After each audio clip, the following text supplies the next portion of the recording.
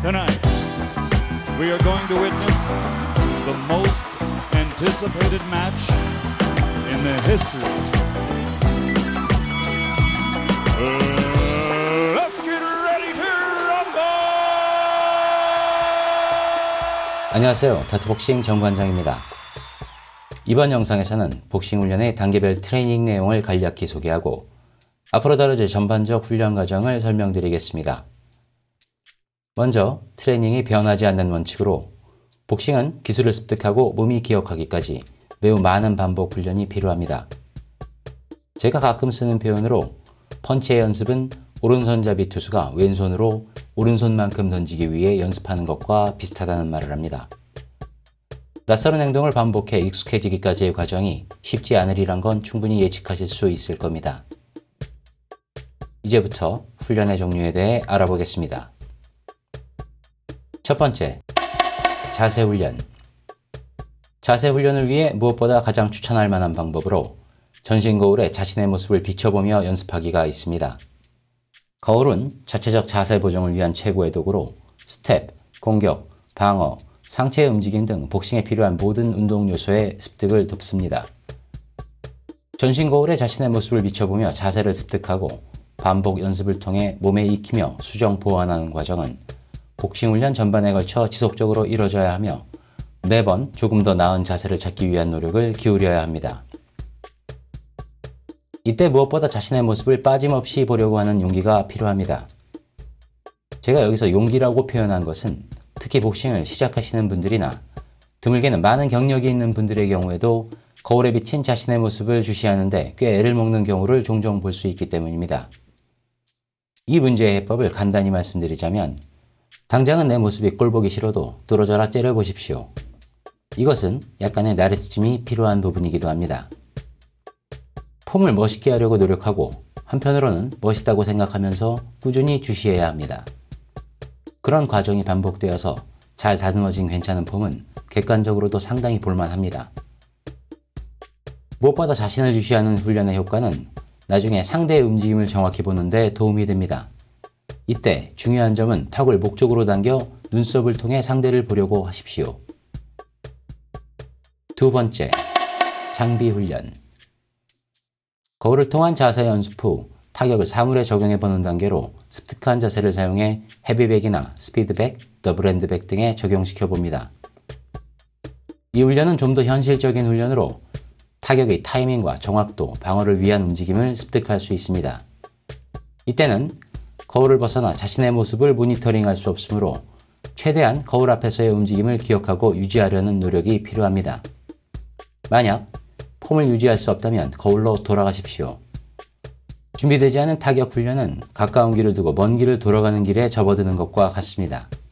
특히 초보자의 훈련에서는 대개의 경우 거울이 폼을 만들고 거울을 벗어난 훈련은 폼을 망가뜨리는 역할을 합니다. 세 번째, 파트너, 코치 훈련. 트레이닝 장갑을 착용하고 파트너 혹은 코치의 도움으로 타격감과 발의 기동, 몸의 움직임을 익히는 훈련입니다. 자세 보정과 함께 움직이는 사물을 대상으로 더욱 현실적인 타격 기술을 습득합니다. 이때는 파워풀하거나 리드미컬한 미트 훈련과 공격의 회피, 수비, 반격 방법 등을 익히게 됩니다. 파트너 훈련의 주의사항으로는 훈련 중 타격에만 지나치게 초점을 맞추면 수비 이동 등 나머지 훈련에 지장을 주게 되고 결국 타격 자체에도 문제가 생기는 경우가 있습니다. 궁극적으로 이 모든 기술이 전체적으로 어우러져야 제대로 된 펀치가 완성된다는 것을 잊지 마십시오.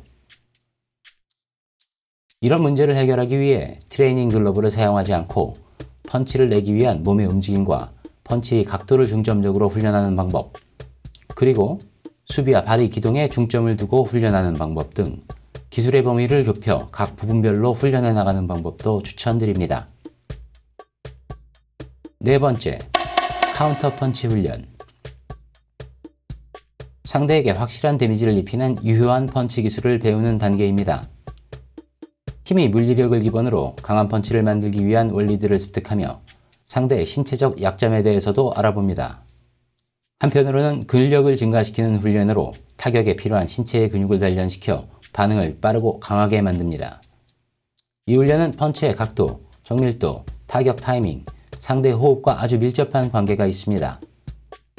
이 부분은 의외로 생각해볼 여지가 많은 파트로 차후에 따로 다뤄보겠습니다. 5번째, 매도우 스파링. 파트너 혹은 코치와 함께하는 가벼운 스파링 훈련입니다.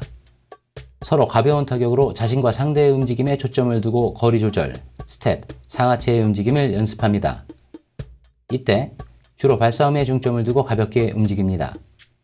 이 부분 또한 나중에 따로 다뤄보겠습니다. 매도우 스파링의 시작은 초보와 능숙한 상대의 조합으로 공격과 수비를 나눠 훈련하고 차츰 초보 훈련자에게 복잡한 구조를 적용시키며 난이도를 높여 나갑니다. 보통 초보 훈련자가 능숙한 상대를 일방적으로 공격하는 형태로 시작해 능숙한 상대 쪽에 수비, 잽 공격, 크로스 공격 등을 차례로 추가해 초보 훈련자를 압박해 나가며 난이도를 높입니다. 초보자의 경우 펀치 자체를 못 던지거나 던진다 해도 머뭇거리는 경우가 대부분입니다. 상대가 다칠까봐 혹은 링 위에서의 행동을 익숙하지 않은 폭력과 연관짓는 생각 때문에 그 상황을 받아들이지 못하는 것일 수도 있습니다. 이때는 그저 주어진 역할에 맞게 최선을 다해 훈련을 수행하는 것이 상대를 존중하는 방법입니다. 6번째, 스파링. 실전과 같은 훈련입니다. 핸드랩과 글러브, 그로인 패드, 헤드기어 등 보호구의 착용을 권장하며 이전 단계의 반복된 훈련은 계속 필요합니다. 요즘은 아마추어 시합도 헤드기어를 착용 안 하는 추세로 변해가고 있습니다.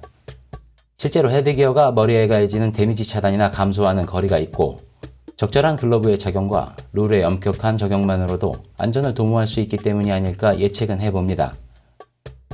헤드기어의 주요 역할은 안면부 골절 방지 혹은 버팅에 의한 열상의 방지입니다. 복싱에서 최고의 데미지를 받는 KO가 일어나는 이유인 머리와 장기 충격 방어와는 좀 거리가 있습니다. 그렇다고 헤드기어를 안 해도 되느냐? 아닙니다. 무엇보다 안전이 최우선이고 적절한 장비의 착용은 필수입니다. 다음 시간에는 구체적인 훈련으로 준비 운동과 방어 자세에 대해 알아보겠습니다. 이상 타투복싱 정관장이었습니다. 감사합니다.